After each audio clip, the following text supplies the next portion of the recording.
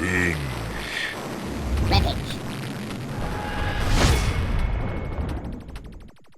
Hey everyone, welcome back for a brand new video about the show that spawned an entire post-apocalyptic universe, The Walking Dead. Warning, beyond this point there are spoilers for people who are not up to date on The Walking Dead comic book series and television universe. Dwight? Do you know each other? In this video, we're going to give you our Rampage recap of what is undeniably The Walking Dead's best season in a long time. We're going to examine what we know about the third Walking Dead spin-off series and speculate on who the series might focus on. We also want to analyze some statements made by Angela Kang regarding Season 10 and what's in store for one of our favorite characters. First, let's do a brief recap of all the major story points in Season 9. A lot has happened since the group first took a field trip to Washington, D.C. back when the season premiere aired in October. The season started with a year-and-a-half time jump right after All Out War. Dwight left for Texas, apparently, and Negan has been imprisoned, although Maggie, Daryl, and Oceanside are really not feeling the whole work with the Saviors situation. Daryl is leading the Saviors, and they're not allowed to have guns. People are embracing the green lifestyle, and Maggie lives like a queen because of her former farmer experience before the apocalypse. Rick, Judith, and Michonne are one happy family, and they end up deciding to add one more to the Grimes clan. Jadis now goes by Ann and has bonded with Father Gabriel, I like it. who definitely stepped up his game throughout Season 9. Other romances that heated up during the time jump are Carol and Ezekiel, who does pop the question, along with Jerry and Nabila. The king and reluctant queen adopt stick-wielding Henry while Jerry and Nabila start their own Brady Bunch. The run to Washington, D.C. sets off the premiere. The purpose of the run is to get more seeds and farming equipment, but an accident that happens along the way starts a chain of events that affects the whole season. All because Ken had to go back for that horse. His parents are understandably grief-stricken and extremely upset. Gregory uses that grief to convince Ken's dad to kill Maggie in front of her own kid. Poor Herschel. Luckily, Enid helps slow him down and Earl doesn't make a big mistake. Maggie figures out Gregory's role and hangs him for it, which sparks Oceanside to enact their own revenge plans against the Saviors who killed their friends and family. They start doing this behind Rick's back, who's got his hands full with a bridge project trying to fulfill Carl's dream of uniting the communities. The disappearing Saviors create tension and civil unrest amongst the communities. Carol is asked to lead the Saviors, but Jed always creates tension and drama wherever he goes. Aaron loses an arm in an accident, and Enid earns her stripes as a medic, proving Sadiq was a good teacher and valuable member of the society that Carl sacrificed his life to bring in. The bridge project slowly unravels, and the Saviors eventually revolt, while Maggie and Daryl enact their plan for vengeance and plan to sideline Rick while Maggie executes Negan. Daryl and Rick have a brotherly quarrel at the exact worst time, but Carol manages to fend off the Saviors. Maggie is given her chance to take down Negan, but spares him as she realizes he'll suffer more if he lives. Rick tries to save the bridge, but gets hurt really bad by a horse fail. Eventually, he'll lead the herd to his bridge and blow it up to save his new family. Anne, who left Gabriel hanging, finds an almost dead Rick on the riverbank and rescues him via her mysterious helicopter friends to go star in his own solo trilogy with Heath, Ann/Jadis, and now even apparently Michonne, which we'll get into more later. But what about Judith and RJ? The rest of the group thinks Rick is dead, and a second time jump occurs of 6 years. Maggie mysteriously left with Georgie at some point during the jump, along with pretty much every gun ever, as we barely see any firearms fired for the rest of the season. Michonne and Daryl looked for evidence after the disappearance, but never find Rick's body. During this process, Michonne's pre-apocalyptic friend is found and let into Alexandria, but she ends up stealing Judith and all of Alexandria's kids. Michonne and Daryl go to get their kids back, but get marked by the children with X scars before Michonne is forced to kill pretty much everyone. This puts Michonne in a dark place, and she becomes like a dictator to Alexandria. She cuts off most contact with the communities, forcing Tara to take some supplies Michonne wouldn't let go of and defect to the Hilltop.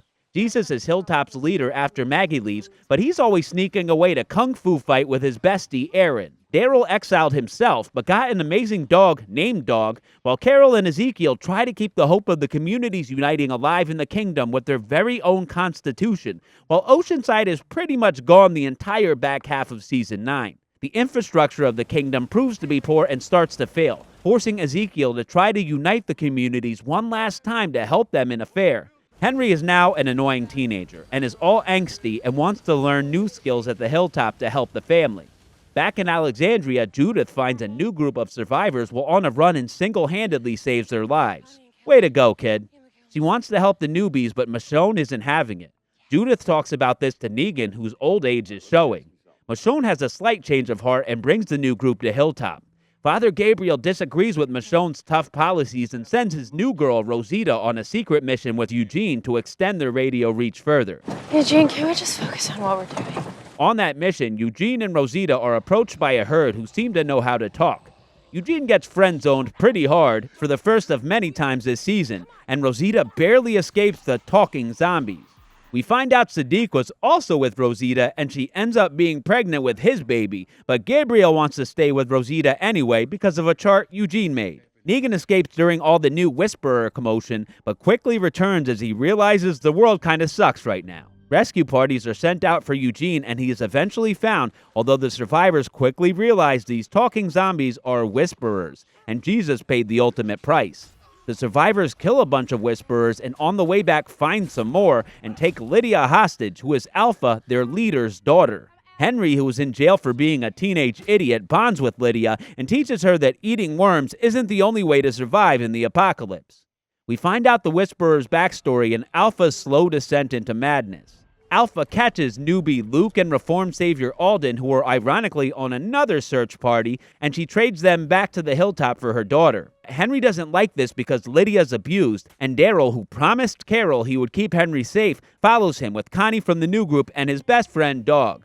Daryl poses as a Whisperer and rescues Henry, who won't leave without Lydia. Daryl reluctantly leaves. They are all followed by Beta and more Whisperers who Daryl and the group managed to beat, but unfortunately Daryl never finished Beta off. While this is happening, the kingdom is setting up for the fair, and Ezekiel even manages to find a way to get a real movie for the communities to watch all together. Their peace is, however, threatened by highwaymen who really just wanted to be a part of the team, and eventually are. The survivors from each community all come together for the fair and even sign the Constitution. But Alpha manages to fool Ezekiel and everyone else by slipping into the festivities and sneaking out a whole bunch of victims she uses to make an example. Daryl, Carol, Yumiko, and Michonne search for other missing community members and end up surrounded by Whisperers. Alpha takes Daryl to show him her horde and tells him about their new border that marks the Whisperer territory, which is the heads of 10 survivors. This rocks Carol as Henry is included, along with Enid, Tara, and numerous others. A time jump of a few months occurs, and we find out the kingdom has fallen and they will all leave for Hilltop. There's a lot of time jumps this season, people. The survivors are devastated, and Lydia wants to die. Carol and Ezekiel break up while Daryl helps the group get to the Hilltop, but they get caught in a massive blizzard and are forced to go into Whisperer territory.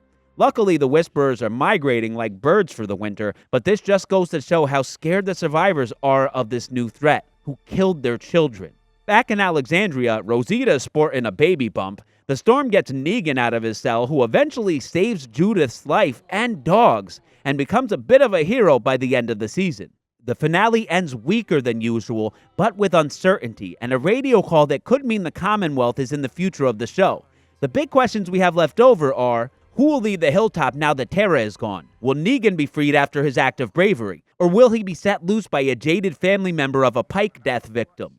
When will Maggie return? Is Georgie part of the Commonwealth, or is that where Rick is? Will Dwight return to this show, as Fear is years behind and he could conceivably be featured on both? Will Oceanside play a bigger role next season, or could they be the focus of the next spin-off?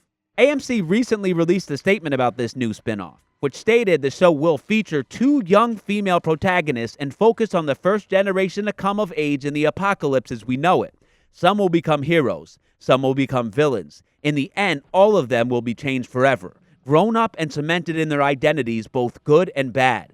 Will this mean another time jump? Could this be focusing on Judith or Lydia 5 to 10 years from now, or even the children of Oceanside? We think there will be some tie to the Mother show, but not sure if it will be as direct as having a main character like Judith be a part of it. What do you think? Will the new show be closely connected to the main series? Now, we do know that Walking Dead writer Matt Negrete is signed on as showrunner, and it will be shot in Virginia, but other than that, it's just too early to tell. AMC's head of programming, David Madden, did say, "We're thrilled that the dead will keep walking into a new corner of the post-apocalyptic world, a corner that will present stories and characters unlike any that The Walking Dead has dramatized thus far." And that is bound to excite one of the most passionate fan bases in television. Finally, we want to cover some statements made by Angela Kang regarding the future of the Walking Dead series as well as Michonne's fate. When doing an interview with Deadline about Season 10 and beyond, Angela Kang didn't give any real answer about the voice on the radio, but she did state, "Yeah, it's one of those things that we're excited to tell the story of in Season 10. So, as with anything, that's sort of a mysterious occurrence in the world of our people. It's something that in some way will turn the story in a way that I hope resonates." What exactly does that mean? What will resonate? Is this the Commonwealth or Maggie or something else? When asked about Michonne, Kang had this to say. "So we've kind of known that she would have a reduced role this coming season. We're excited to tell a nice, meaty story with her for Season 10 regardless." She went on to say it's basically another one of these giant Michonne episodes, which I'm really excited about. Yeah, she will be a significant part of Season 10. So even though she has a reduced presence, she still plays a big role. We believe Michonne will learn that Rick is alive and leave to find him. But what happens to Judith and RJ?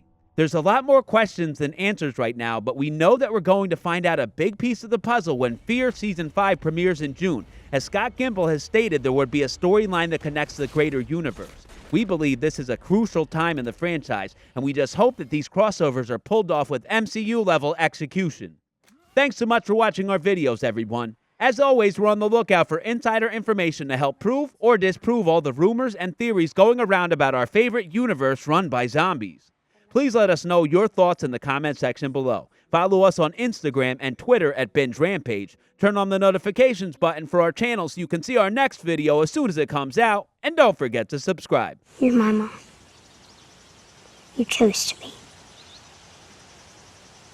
Because you love me and I love you. I do. And loving someone means doing whatever it takes to keep them safe, right?